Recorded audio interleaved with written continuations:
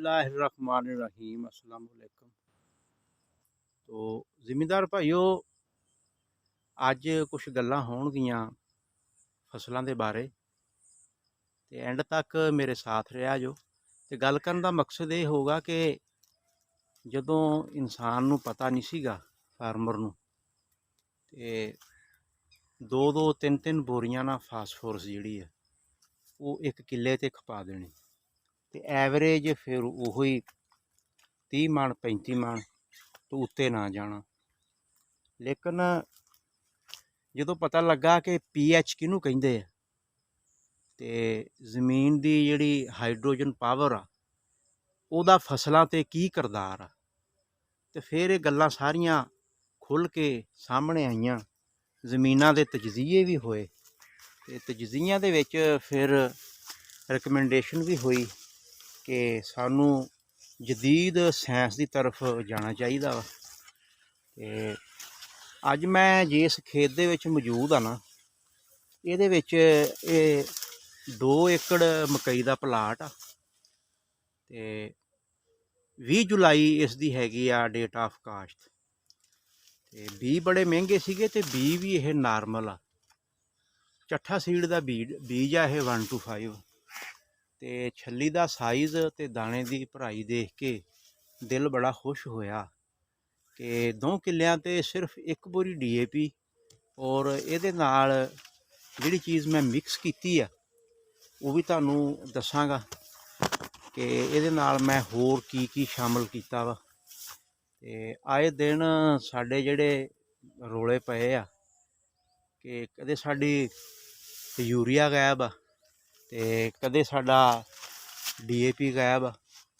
ਤੇ ਅਲਹਮਦੁਲਿਲਾ ਛੱਲੀ ਦਾ ਸਾਈਜ਼ ਵੀ ਤੁਹਾਡੇ ਸਾਹਮਣੇ ਆ ਤੇ ਮਕਈ ਦਾ ਜਿਹੜਾ ਕੱਦ ਵਾ ਉਹ ਵੀ ਅਲਹਮਦੁਲਿਲਾ ਤੁਹਾਡੇ ਸਾਹਮਣੇ ਤੁਹਾਨੂੰ ਵਿਜ਼ਿਟ ਕਰਾ ਰਿਹਾ ਵਾਂ ਇਸ ਦੇ ਕੱਦ ਦਾ ਵੀ। ਤੇ ਪੀਐਚ ਦਾ ਬੜਾ ਕਿਰਦਾਰ ਆ ਜ਼ਮੀਨ ਦੇ ਵਿੱਚ। ਕੋਈ ਵੀ ਫਸਲ ਆ ਨਾ ਤੁਹਾਡੀ, ਉਹਦੇ ਵਿੱਚ ਪੀਐਚ ਦਾ ਬੜਾ ਕਿਰਦਾਰ ਆ। ਤੇ ਅਗਰ ਅਸੀਂ DAP ਜ਼ਿਆਦਾ ਡਾਲਾਂਗੇ ਤੇ DAP ਦਾ ਜਿਹੜਾ ਪੀਐਚ ਲੈਵਲ ਆ ਨਾ ਉਹ 9 ਤੋਂ ਉੱਪਰ ਆ, 9.5 ਆ।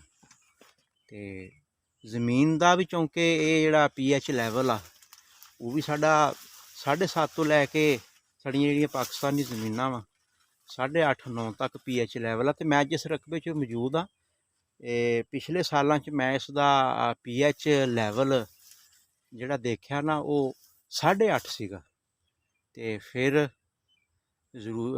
ਮੈਂ ਤਾਂ ਇਹ ਜ਼ਰੂਰੀ ਸਮਝਿਆ ਕਿ ਇਹਨੂੰ ਨਾ ਅਸਾਸੀ ਖਾਦਾਂ ਨੂੰ ਛੱਡ ਕੇ ਤੇਜ਼ਾਬੀ ਖਾਦਾਂ ਦੀ ਤਰਫ ਸਾਨੂੰ ਆਉਣਾ ਚਾਹੀਦਾ ਵਾ। ਤੇ ਇਹ ਦੇਖ ਲਓ ਕਿ ਮੈਂ ਸਿੰਗਲ ਸੁਪਰ ਫਾਸਫੇਟ ਜਿਹੜੀ ਹੈ ਨਾ ਜੀ ਉਹ ਡਾਲੀ ਆ, ਔਰ ਅਰਸਾ 3 ਤੋਂ 4 ਸਾਲ ਤੋਂ ਮੈਂ ਡਾਲਦਾ ਆ ਰਿਹਾ ਸਿੰਗਲ ਸੁਪਰ ਫਾਸਫੇਟ। ਤੇ ਜਿਹੜਾ ਦਾਈ ਸਾਈਡ ਵਾਲਾ ਖੇਤ ਆ ਇਹ ਥੋੜ੍ਹਾ ਜਿਹਾ ਪਛੇਤਾ ਕਾਸ਼ਤ ਆ, ਤੇ ਜਿਹੜਾ ਬਾਈ ਸਾਈਡ ਵਾਲਾ ਵਾ ਇਹ ਸਾਡਾ 20 ਜੁਲਾਈ ਦੀ ਕਾਸ਼ਤ ਆ।